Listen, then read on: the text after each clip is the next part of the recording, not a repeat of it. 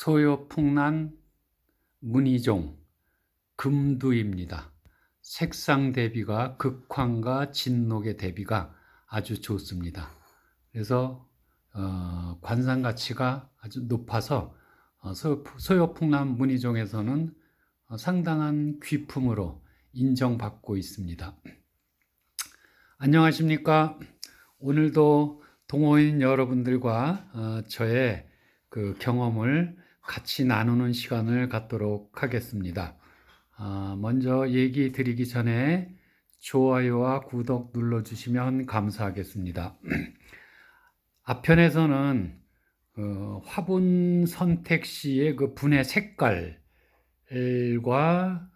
그 다음에 분의 크기 같은 거를 주로 큰 틀에서 말씀을 드렸다면 이번에는 구체적으로 어떤 화분을 식물이 좋아하고 왜 또 그런 화분을 선택해야 되는지, 그 다음에 그 화분이 마땅치 않아서 큰 화분을 쓸 수밖에 없다면 그러면 또 그때는 어떻게 해야 되는지, 이런 부분에 대해서 좀 더 구체적으로 전편의 상세사항이라고 말씀드릴 수 있겠습니다.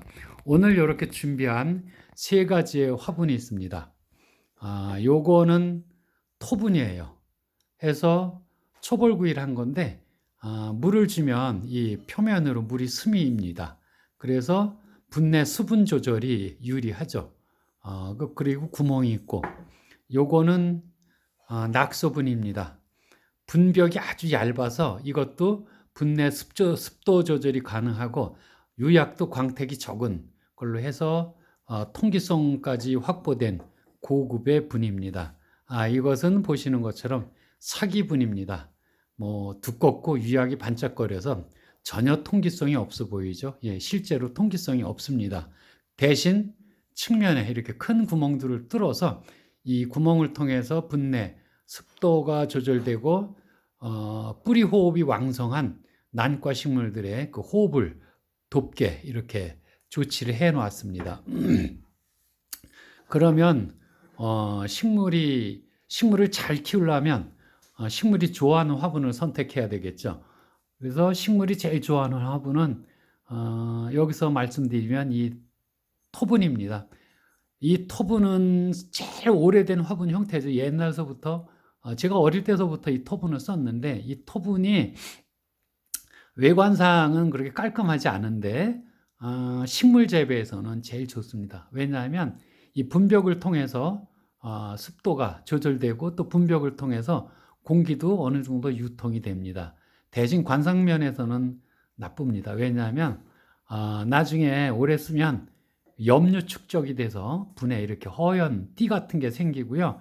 그 다음에 이게 풍화작용에 의해서 분이 이 귀퉁이나 이런 데가 쪽이 떨어지고 그래서 추해집니다. 그러니까 요즘은 수입 그런 토분도 좀 품질이 좋은 게 있는데, 어쨌든 식물은 이 토분을 좋아합니다. 이런 분벽을 통한 이 통기성이나 이런 걸로 인해서 분내 과습이 방지가 되고 분내 습도 유지가 잘 되기 때문에 이거를 쓰고 있습니다. 그래서 이제 뿌리에 이게 통기성이 있어서 뿌리 호흡에 유리합니다. 그 다음에 이거는 낙소분인데 아까 말씀드린 분벽이 아주 얇습니다. 옛날에 진동 낙소분이라고 아주 유명한 그런 품질 좋은 낙소분이 있었죠. 유약도 얇게 바르고 안에는 이렇게 바르질 않았어요. 통기성을 확보해서 그 식물의 뿌리 호흡을 돕게 하고, 그 다음에 분내 수분이 밖으로 빠져나가서 분내 습도 조절이 잘 되게 하기 위해서 이제 이런 낙서분인데, 이 화분 이런 분도 식물이 좋아하고요. 제일 싫어하는 분은 이런 사기 화분이나 그 플라스틱 화분 같은 경우는 그 분벽으로 통기성이 없어서 분내 습도 유지도 조절도 안 되고 뿌리 호흡에 불리합니다. 그래서 이게 안 좋습니다. 우리가 그 분갈이하게도 분을 쏟아 보면 그 식물 뿌리가 이렇게 분벽을 타고 이렇게 꽉 붙어 있거나 거기 많이 몰려 있어요. 이유는 이 밖으로 더 뻗어나가지 못하니까 이제 분벽에 모여 있는 경우하고, 또 하나는 이렇게 분벽은 이 표면을 통해서 공기가 유통이 되기 때문에 조금이라도 공기를 더 많이 접촉하고자 하는 식물의 그 특성 때문에 이 분벽에 뿌리가 달라붙어 있는 경우가 있어요. 또 달라붙게 됩니다. 그래서 그런 현상이 있는 거고, 이렇게 구멍을 밑에도 크게 뚫고 그 다음에 여기 구멍이 있는 거는 통기성 확보를 위해서 그렇게 한 거고, 아예 이런 망 같은 거를, 큰 화분 같은 거 거꾸로 해서 밑에 쪽으로 해서 그 공기 접촉을 넓게 해주는 그런 방식도 쓰죠. 그래서 화분이 클 경우는 이런 거를 구멍이 많이 뚫린 거를 화분 밑에 이렇게 박아 놓고 식물을 심든가, 아예 화분이 큰데 마땅하게 좀 적은 화분을 구할 수 없을 경우는 스티로폴이나 이런 거, 그 다음에 아니면 작은 화분 같은 거를 안에 엎어서 그 식재, 흙의 양을 적게 해가지고 식물과 그 흙의 비율을 조절해서 심어주기도 합니다. 그렇게 해야 여기 화분이 4개, 3개가 있는데, 이거는 그 사기질로 돼가지고 그 분내 습도가 외부로 증산되는 속도도 늦고, 또 식물체에 비해서 화분이 클 경우 여기는 늘 습할 거고, 여기는 그 2개 화분은 비교적 식물 크기와 화분의 크기가 비율이 맞아서 일정한 속도로 이렇게 수분이 증발한다 그러면, 여기 물 줄 때 여기는 덜 말랐으니까 항상 젖게 되죠. 이게 젖으면 결국 여기는 뿌리가 썩어서 성장에 상당한 그 장애를 입게 됩니다. 그러면 내가 이 두 분은 그 짧은 주기로 주고, 이거는 늦은 주기로 줘야 되는데, 이거는 뭐 매일 주고 이거는 이틀에 한 번 줘야 되는데, 그럼 너무 번거롭죠. 그리고 분을 가실 때는 그 식물하고 그 분의 상태를 봐가지고 식재 양을 조절해. 그러면 여기는 좀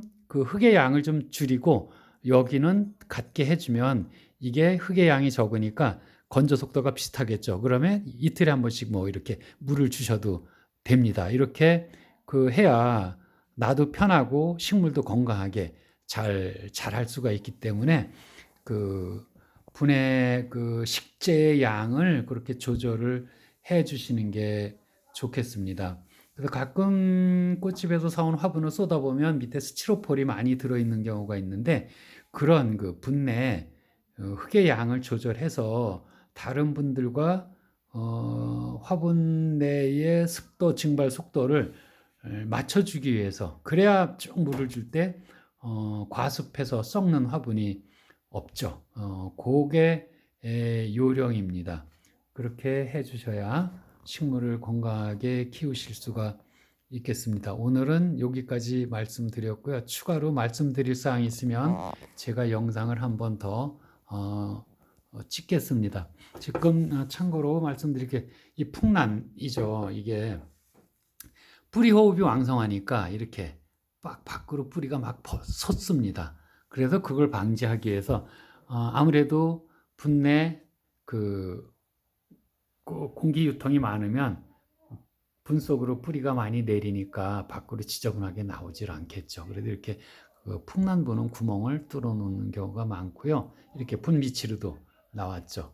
이미 성장을 했습니다. 생장을 시작을 했어요. 이렇게 생장점이 있는데, 이 부분이 제일 문제가 되는 게, 민달팽이가 이 생장점 부분을 갉아먹어요. 그러니까 이제 오이나 이런 거를 위에 올려놔서 야간에 잡아내시면 되겠습니다. 이상입니다. 다음에 또 유익한 내용으로 여러분들과 뵙도록 하겠습니다. 감사합니다.